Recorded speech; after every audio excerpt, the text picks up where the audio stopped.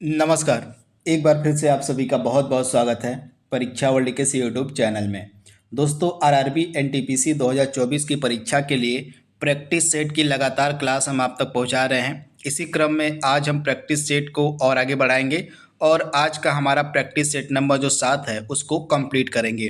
तो आइए वीडियो को स्टार्ट करते हैं बिना किसी देरी के और आज के प्रैक्टिस सेट को लगा लेते हैं। ईमानदारी पूर्वक आप इस प्रैक्टिस सेट को लगाइएगा और लास्ट में अपना स्कोर हमें कमेंट बॉक्स में बताइएगा कि आज के इन 40 प्रश्नों में से आपने कितना सही किया है।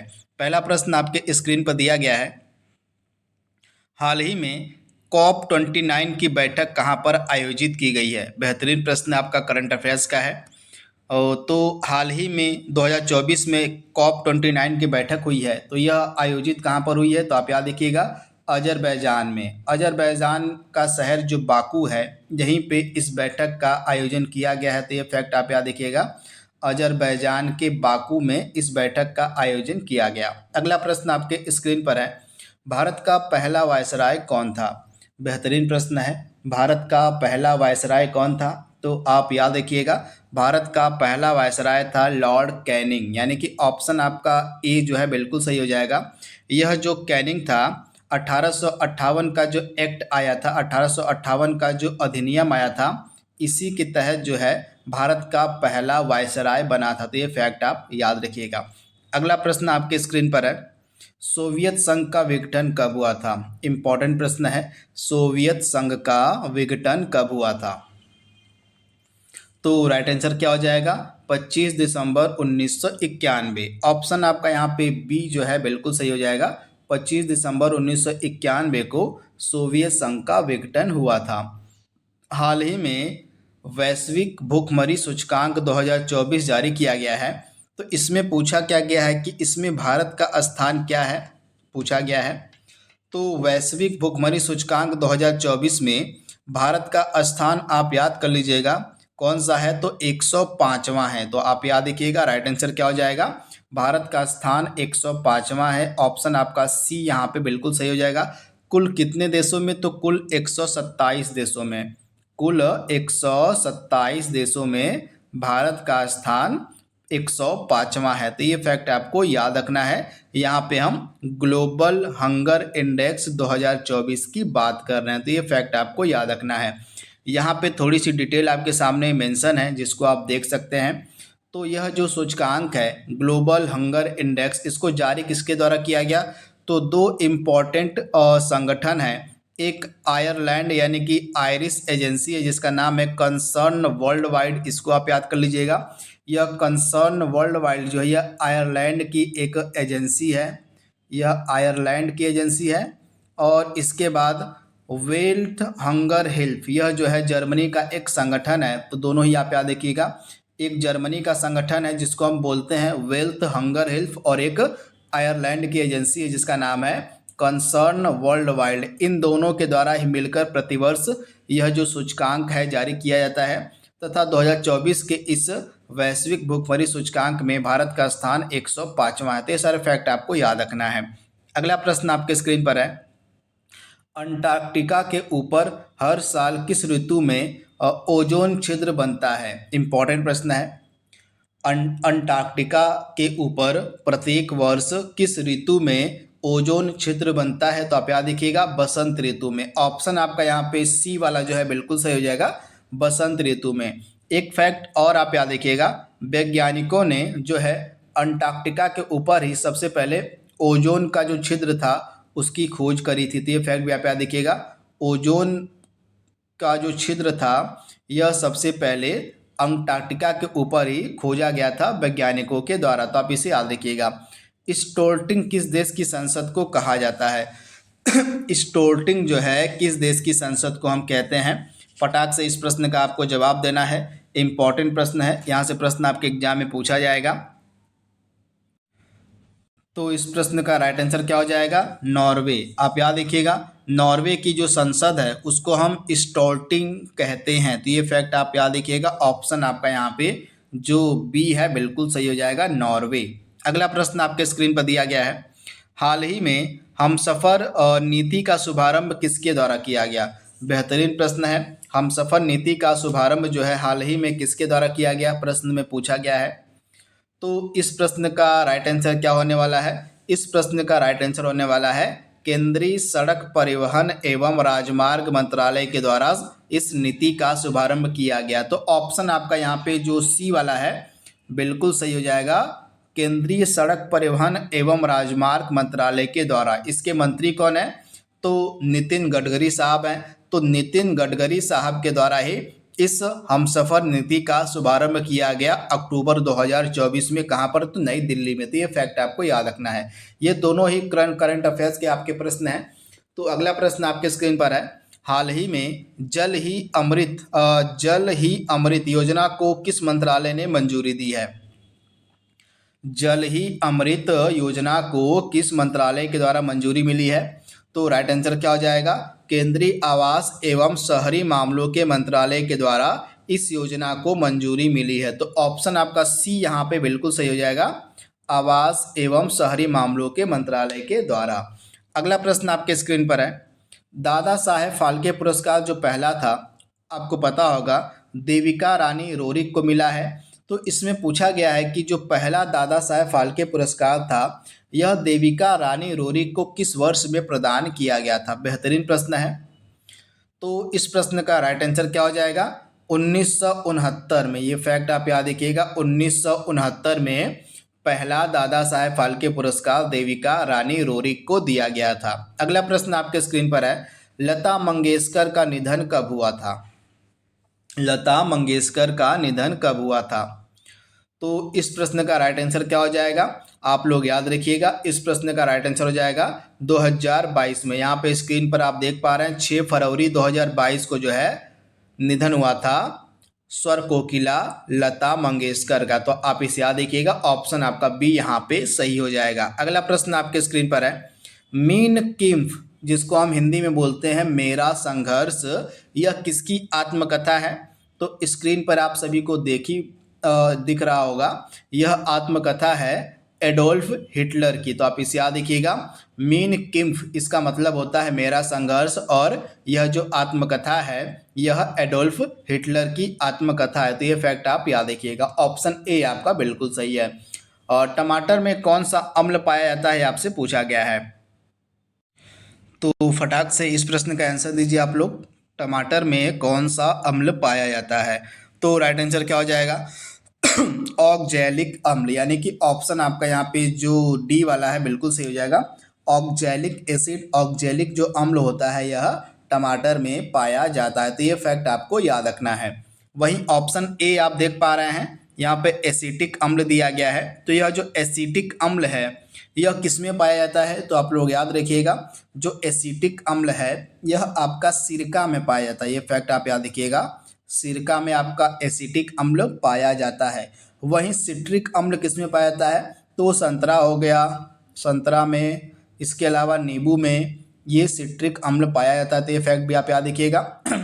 वहीं जो टार्टरिक अम्ल है यह इमली और अंगूर में पाया जाता है। टार्टरिक अम्ल इमली अंगूर में पाया जाता है। और इसके अलावा लास्ट ऑप्शन आपका जो दिख पा रहा है ऑक्जेलिक अम्ल, यह आपका टमाटर में पाया जाता है। अगला प्रश्न आपके स्क्रीन पर है, माई कंट्री माई लाइफ पुस्तक के लेखक कौन है। तो यह पुस्तक किसकी है, फेमस पुस्तक है। तो राइट आंसर क्या हो जाएगा, लाल कृष्ण आडवाणी। ऑप्शन ए आपका बिल्कुल सही हो जाएगा, लाल कृष्ण आडवाणी की यह पुस्तक है माई कंट्री माई लाइफ।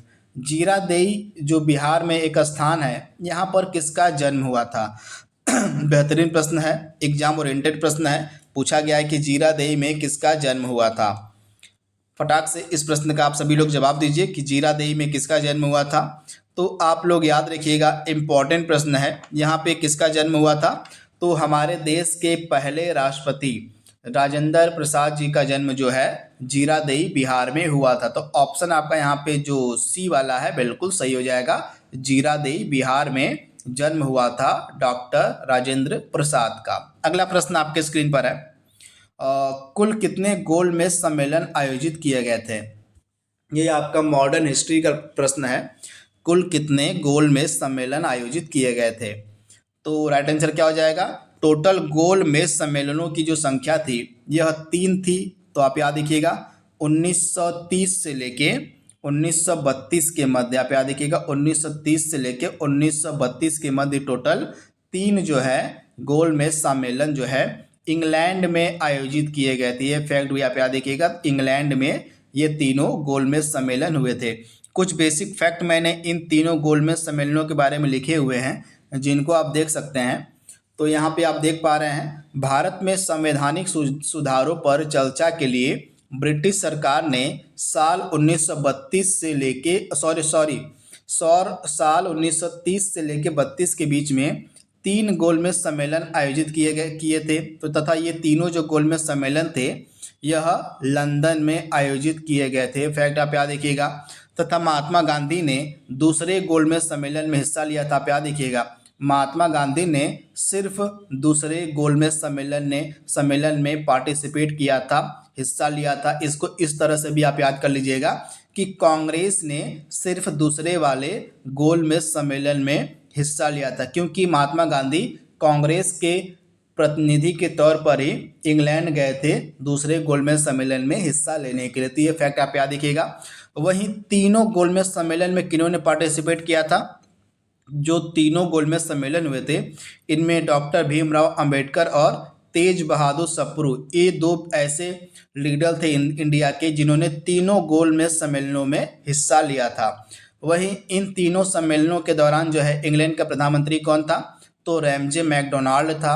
वहीं इन तीनों सम्मेलनों के दौरान भारत के सचिव थे सैमुअल होर। तो ये फैक्ट भी आप याद रखिएगा। तो ये सारे बेसिक फैक्ट हैं जो आपके गोलमेज सम्मेलन से बन सकते थे, जिनको मैंने आपको बता दिया है, इनको आप याद कर लीजिएगा। अगला प्रश्न आपके स्क्रीन पर है, निम्नलिखित में से कौन सी पंचवर्षीय योजना है जो हेराल्ड डोमर मॉडल पर आधारित थी?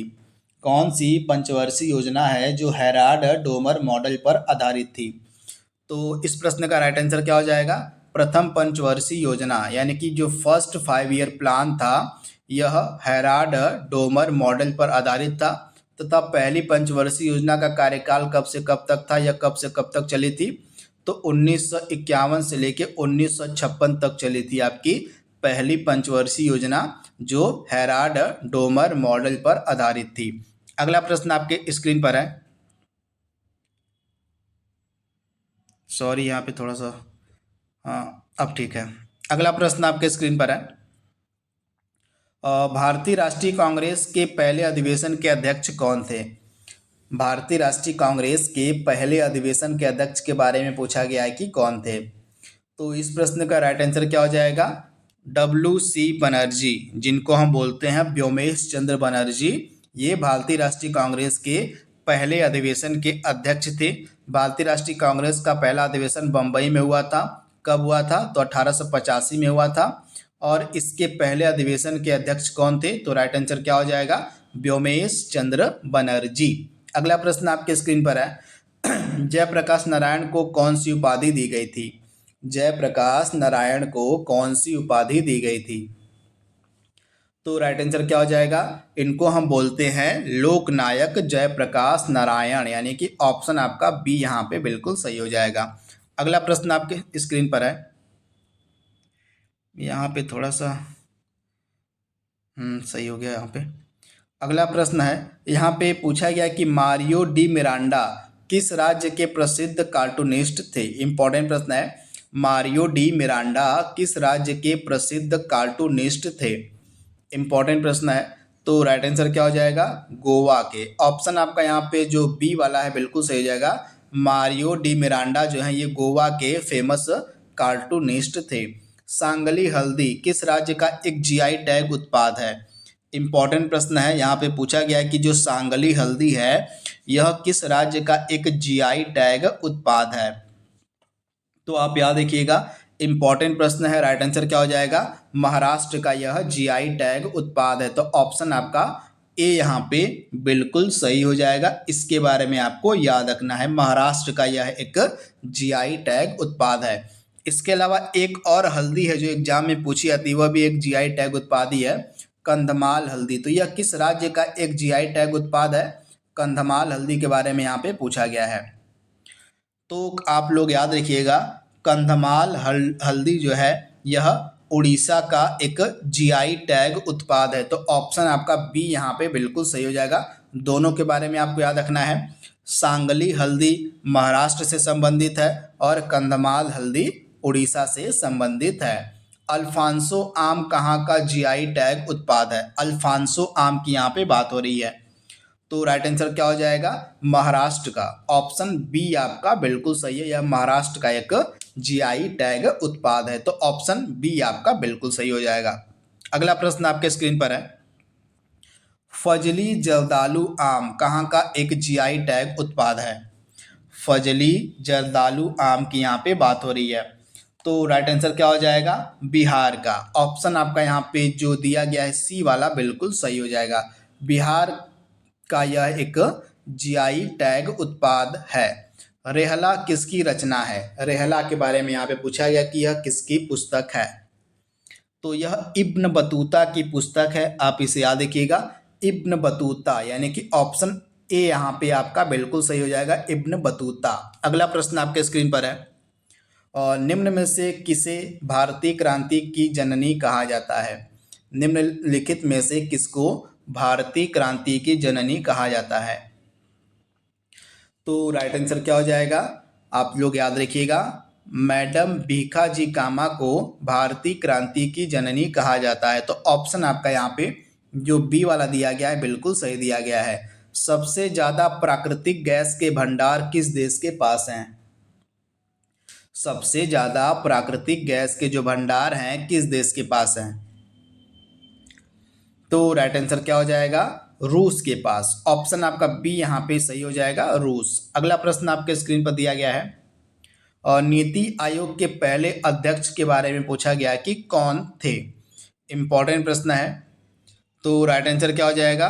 प्रधानमंत्री श्री नरेंद्र मोदी जो हैं ये नीति आयोग के पहले अध्यक्ष थे, यानी कि ऑप्शन आपका डी यहाँ पे बिल्कुल सही हो जाएगा। नीति आयोग की स्थापना कब की गई थी? 1 जनवरी 2015 को योजना आयोग के स्थान पर जो है नीति आयोग का गठन किया गया था। तो ये डेट भी आप याद रखिएगा। अगला प्रश्न आपके स्क्रीन पर है। भारतीय विज्ञान संस्थान जो बेंगलोर में है इसके पहले निदेशक कौन थे? भारतीय विज्ञान संस्थान बेंगलोर के पहले निदेशक कौन थे?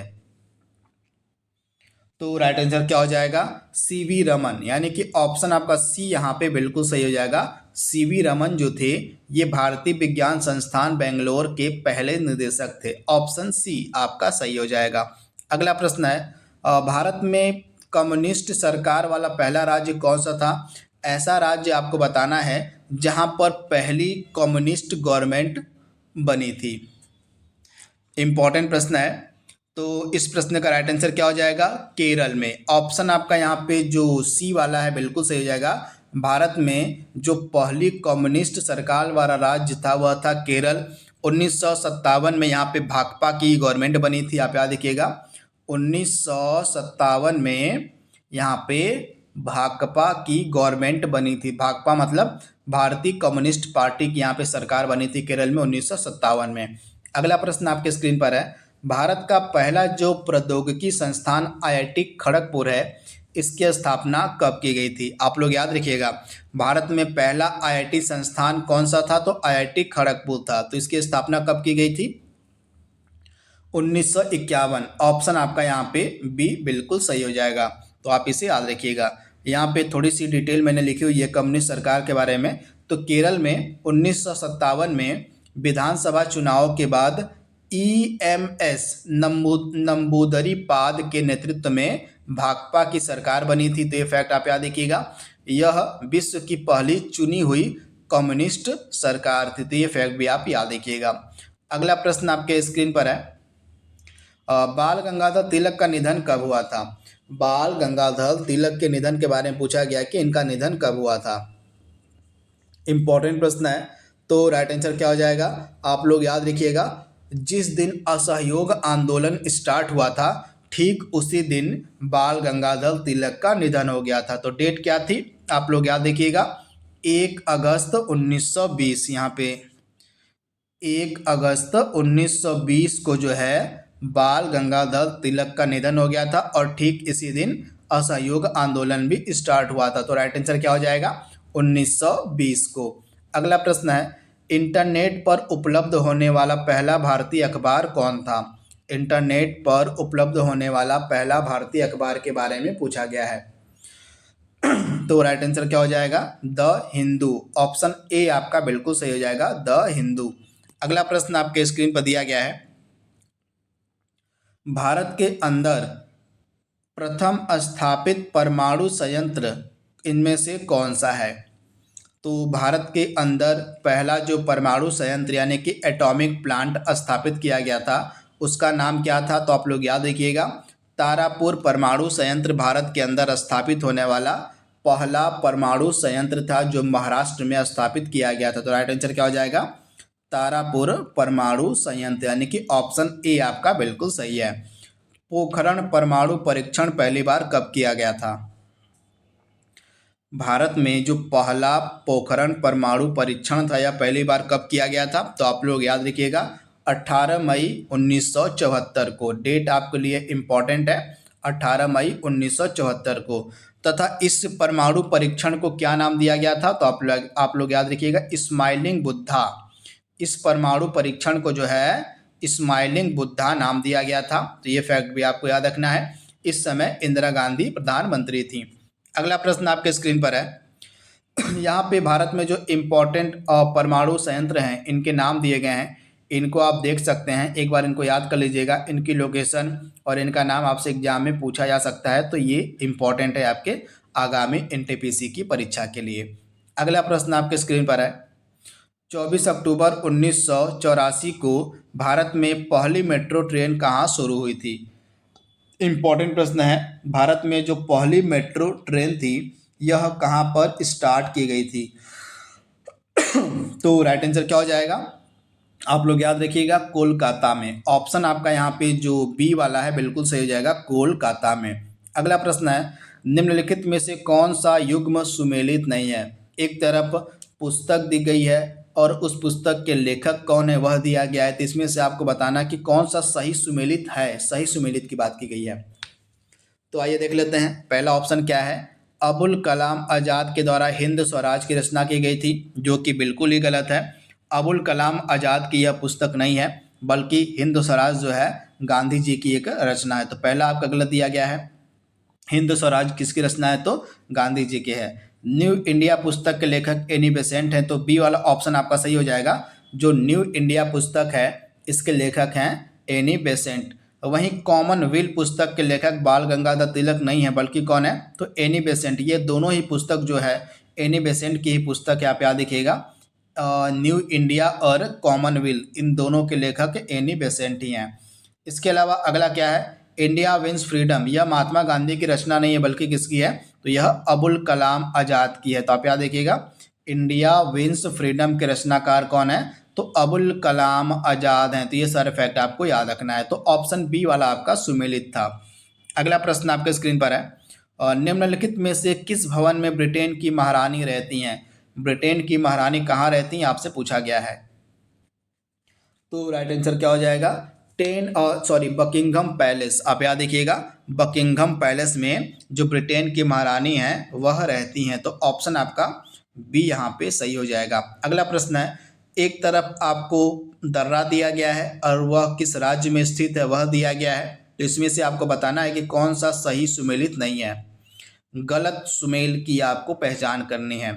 तो आइए देख लेते हैं। लिपू लेक दर्रा आपका हिमाचल प्रदेश में है, तो यह पहला ही ऑप्शन आपका गलत हो जाएगा। लिपू लेक दर्रा आपका हिमाचल प्रदेश में नहीं है, बल्कि कहाँ पर? तो यूके में, यानी कि उत्तराखंड में है। तुजू दर्रा आपका मणिपुर में है, बिल्कुल सही हो जाएगा। माना दर्रा आपका उत्तराखंड में है, बिल्कुल सही हो जाएगा। दीफू दर्रा आपका अरुणाचल प्रदेश में है, यह भी आपका सही हो जाएगा।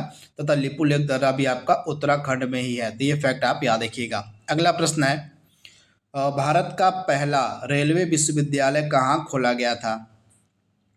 भारत का पहला रेलवे विश्वविद्यालय कहाँ खोला गया था? तो राइट आंसर क्या हो जाएगा? गुजरात के वडोदरा में। ऑप्शन ए आपका बिल्कुल सही हो जाएगा। गुजरात के वडोदरा में जो है भारत का पहला रेलवे विश्वविद्यालय खोला गया था। तो ऑप्शन ए आपका सही दिया गया है यहाँ पे। आज के सेशन का लास्ट प्रश्न आपके स्क्रीन पर है, भारत और अफगानिस्तान के मध्य दुरंड रेखा का निर्धारण किसके कार्यकाल में हुआ था? भारत और अफगानिस्तान के मध्य डुरंड रेखा का जो निर्धारण है किसके कार्यकाल में हुआ था? तो राइट आंसर क्या हो जाएगा? लैंस डाउन के। ऑप्शन आपका सी यहाँ पे बिल्कुल सही हो जाएगा, लैंस डाउन के कार्यकाल में। तो इस प्रकार से आज का जो प्रैक्टिस सेट नंबर 7 था उसको हमने कंप्लीट कर लिया है। तो आज के लिए बस इतना ही। Thank you, thanks for watching, thank you.